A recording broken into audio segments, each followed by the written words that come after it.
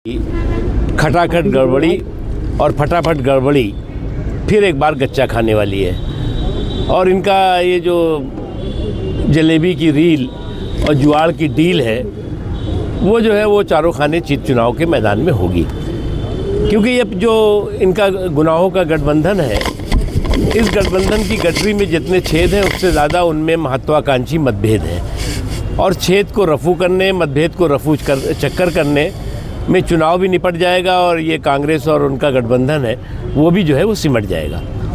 आज जो है वो जिस तरह से जिन मुद्दों को लेकर के वो चुनाव के मैदान में है वो शुद्ध रूप से मुद्दों के दिवालियापन से जूझ रहे हैं। आज उनके पास जो है वो नीतियां नहीं हैं, नेतृत्व नहीं है, कार्यक्रम नहीं है, हवाई और हिट एंड रन के हुड़दंग और हंगामे में लगे हुए हैं। भारतीय जनता पार्टी और भारतीय जनता पार्टी के नेतृत्व वाला जो एनडीए है वो मजबूती के साथ सुशासन के सफ़र को निरंतरता के साथ आगे बढ़ाने के लिए जनता से जनादेश ले रहा है, मांग रहा है। और हमें पूरा यकीन है, विश्वास है कि बिहार में एक बार फिर जनता जो है वो एनडीए को जनादेश देगी और सुशासन का सफ़र निरंतरता के साथ आगे बढ़ेगा। दूसरी महत्वपूर्ण चीज़ आजकल जो है वो अल्पसंख्यक और मुस्लिम वोटों पे बहुत चर्चाएं हो रही हैं। और चर्चा करने वाले वो लोग हैं जिन्होंने आज तक थोक में मुसलमानों का वोट लिया लेकिन फुटकर में भी उनका विकास नहीं किया।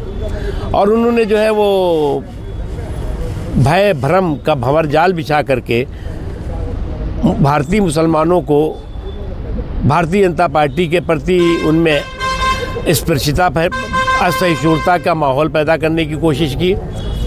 आज जो है वो फिर से एक बार उनका चेहरा बेनकाब हुआ है। और ये वो लोग हैं जिन्होंने मुसलमानों को च्युइंगम की तरह चबाया और चलता बनाया और एक बार फिर उनके चेहरे बेनकाब हुए हैं। इसलिए हम मुसलमानों से भी ये कहेंगे कि आपका जो बीजेपी हराओ का रिवाज और मिजाज है उससे दूर होना होगा और आप चिंतन करना होगा कि उस रिवाज और मिजाज ने आपका कितना आर्थिक, सामाजिक, शैक्षणिक, सियासी नुकसान किया है।